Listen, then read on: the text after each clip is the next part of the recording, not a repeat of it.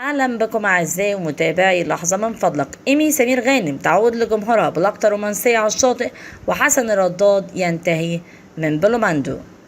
لاحظ جمهور الفنانة إيمي سمير غانم غيابها الطويل بعد ولادة ابنها فادي، إلى أنها عادت مرة أخرى بالأمس لتشاركهم لقطة رومانسية على أحد الشواطئ جمعتها بزوجها الفنان حسن الرداد عبر حسابها الشخصي بموقع تبادل الصور والفيديوهات انستجرام.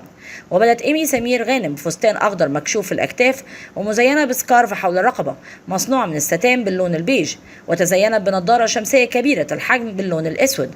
ومن الناحية الجمالية تركت إيمي سمير غانم شعرها يتدلى بشكله الطبيعي على كتفيها، وزينته بقبعة من الخوص ليضيف لمسة أنيقة ويتماشى مع الأجواء الصيفية.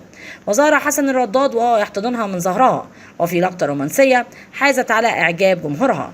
وعلى الجانب الآخر نشر الرداد صور له داخل إحدى الغرف في الفندق، وذلك عبر حالة خاصة به على انستجرام، وظهر فيه بشورت باللون الأزرق الفاتح ونسق عليه تيشيرت كات باللون الوردي، وترك شعره بصيحة الكيرلي الهايش.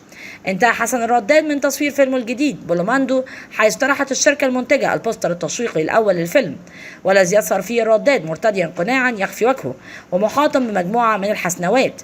الفيلم من إخراج ياسر سامي وتأليف حازم ويفي ومحمد ويفي، ويشارك في العمل إنجي وجدان وهاجر أحمد ومصطفى أبو سريع ومحمود حافظ وسماء إبراهيم ومحمد محمود وآخرون.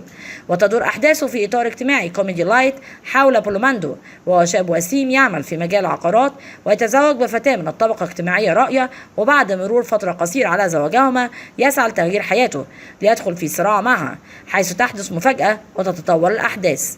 من فضلك لا تنسى الاشتراك في القناة، تفعيل الجرس على وضع الكل، وعمل لايك ليصلك كل جديد من القناة. شكرا لكم.